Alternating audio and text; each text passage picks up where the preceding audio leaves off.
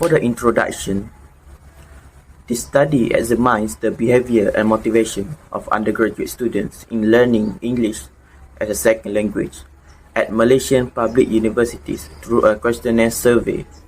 The goal is to understand the attitudes and factors that drive students to become proficient in the language. Next, I'll be presenting the literature review. For the past few decades, there has been much research conducted to investigate the relationship between the learning of English as a second language and students' behavior towards it. In 2016, Karatas, Alchi, Badamchoglu, and Ergin argued that the study of the English language among university students is not influenced by gender, high school differentiation, educational preparation, or language proficiency. However, Karatan 2007 and Shams 2008 claim that female students are more positive in learning the English language compared to male students at the tertiary level. With different language proficiency, some undergraduate students are still struggling in utilizing the English language as the second language. Furthermore, Jain and Sidhu 2013 concluded that there are relations between anxiety, attitude, and motivation when it comes to English learning.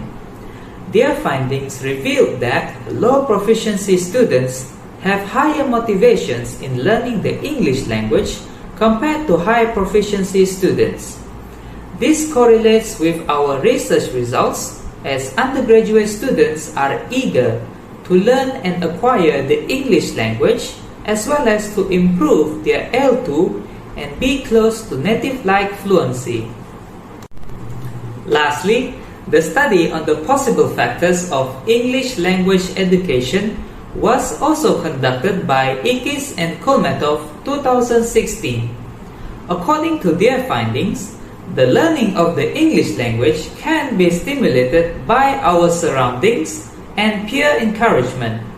Similar to the concept of the L2 motivational self-system, undergraduate students would feel the urge to improve their L2 as they are exposed to an English-speaking environment such as the university. Hence, all of the selected previous literature has emphasized the behavior and motivations of undergraduate students in learning English as a second language. For our methodology, we decided to use the qualitative methods by using Google Form. It is by far more accessible for our target audience since they just need to have an email, or we can just set the Google Form that does not require an email. It also has a built-in graph where we can use it to determine the results of our survey easily. We managed to gather 20 respondents of undergraduates of English as a second language students from public university all around Malaysia. The result from this survey will later be analyzed and compiled into a definitive conclusion. So from the survey conducted, we have found a data that is at average of 37% of the respondents have positive behavior to learn English as second language, with the majority of them find learning the English language or related subjects as interesting and would love to converse with foreign students and native speakers. This data shows that students' behaviors are one of the most important factors that can actually influence students in learning English as a second language. Continue with our finding.